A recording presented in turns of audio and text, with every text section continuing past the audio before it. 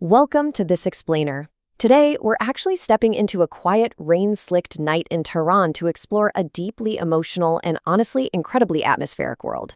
We're unpacking the conceptual blueprint for FARTAV's upcoming 2026 album, The First Scar. So if you're fascinated by how raw human experience gets transformed into art, you are absolutely in the right place. We're going to break down the cinematic documentary treatment that perfectly captures the essence of this highly anticipated project. Let's dive right in, shall we? You really have to ask yourself, how does an underground artist translate a whole lifetime of rejection, heavy memories, and just the sheer will to survive into a compelling musical narrative? Well, it isn't an easy process, that's for sure. It requires pulling from the absolute darkest corners of your past and just laying it all bare. Throughout our explainer today, we're going to see exactly how FARTAV takes those profound personal hurdles and molds them into something universally understood and breathtakingly cinematic. Just listen to this imagery for a second. Empty streets after rain, neon reflections on wet asphalt, unfinished stories. Let that sit with you. This is the emotional baseline for the entire project. The source material outlines this really dark, realistic, almost Netflix-style documentary aesthetic.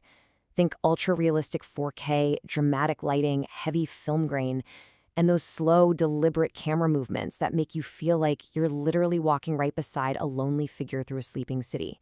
It's the perfect vibe for a collection of songs that feel like lingering, unanswered questions. Chapter 1 meets the underground storyteller. So, the source describes this solitary figure whose music acts as a collection of scars and raw personal experiences.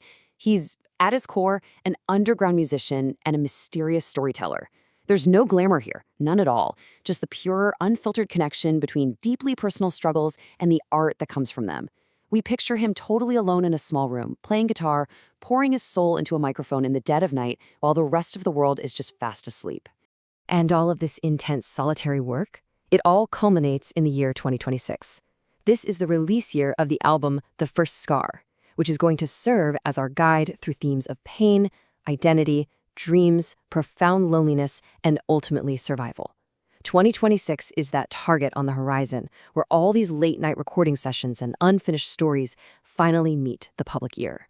Moving into our second chapter, Dreams Growing in Concrete. Now, these early tracks really build an emotional foundation. We kick things off with The Boy from Tehran, where we picture a youth looking at the city with dreams vastly bigger than his surroundings. Then this transitions right into Songs They Wouldn't Let Me Sing, which represents fighting through rejection and closed doors to stubbornly find a voice anyway. Finally, Same Streets anchors us, showing how physical neighborhoods become these permanent vaults for our emotional memories. It's this incredible progression from a dreaming boy to an artist fighting for his right to speak out. And this brilliantly illustrates the visual contrast that's so central to his work, specifically in the track Concrete and Roses.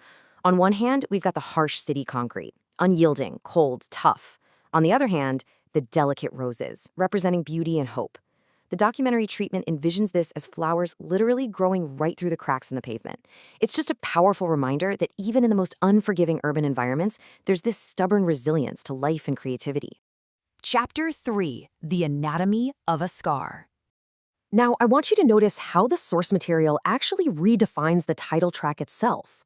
The first scar isn't a physical wound. No, it's the emotional center of one's identity, the memories and experiences that fundamentally shaped a person. It's all about those invisible marks we carry around with us, the ones that dictate how we see the world and how we interact with it on a daily basis. These tracks represent some incredibly heavy psychological themes. Trouble with a Face explores the hidden struggles we mask behind a completely normal, everyday appearance. Then there's Broken Compasses, which perfectly captures that terrifying feeling of being lost between choices, just desperately searching for a direction. The Devil at My Door uses symbolic darkness to represent temptation and personal demons. And perhaps most heartbreakingly, The Boy I Couldn't Save offers this symbolic scene of looking back at a younger version of yourself with deep, unchangeable regret. Every single one of these songs is an internal battle brought right up to the surface. Consider the conceptual vision for the track A Guitar and a Knife, which uses a very strict, specific metaphor. The guitar firmly represents art, expression, and creation, while the knife represents pain, struggle, and the harsh realities of survival. Now, the documentary notes explicitly state not show violence here. Actually, the focus is entirely on the metaphor itself. It's that constant balancing act an artist performs, using the tool of creation to survive the sharp edges of reality. Finally, Chapter 4, a new chapter begins. We can almost feel the cinematic tension building right here with the track Before the Storm. The visual cues in the source material call for dark clouds and quiet moments just before chaos hits. It perfectly captures that heavy, breathless atmosphere you feel right before a major life change occurs. You just know nothing will ever be the same, but the storm hasn't quite broken yet. So let's see how this tension resolves across the final sequence of the album. The departure maps out in 3 distinct phases. First, it begins with searching, in No Country for My Dreams. Visuals of empty roads and airports, capturing a person looking for a place where their dreams are actually allowed to exist. Then, this moves into reflection with the years between, showing changing seasons and old photos, really acknowledging the heavy weight of memory. And finally, it culminates in Farewell.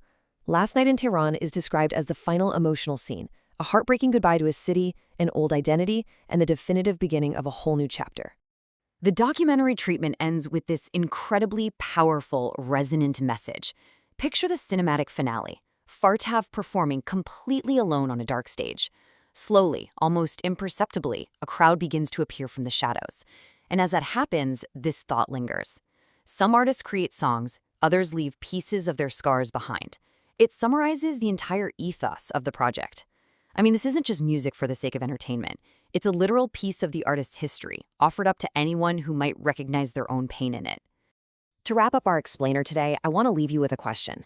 Knowing how FARTAV translates his history into this 2026 release, what scars are you leaving behind? Or better yet, channeling into your own passions? How do your own memories and your own first scars shape the story you are living right now? It's a pretty fascinating question to chew on. Thank you so much for joining me as we explored the incredible depth of The First Scar. Keep learning, keep reflecting, and I'll see you in the next one.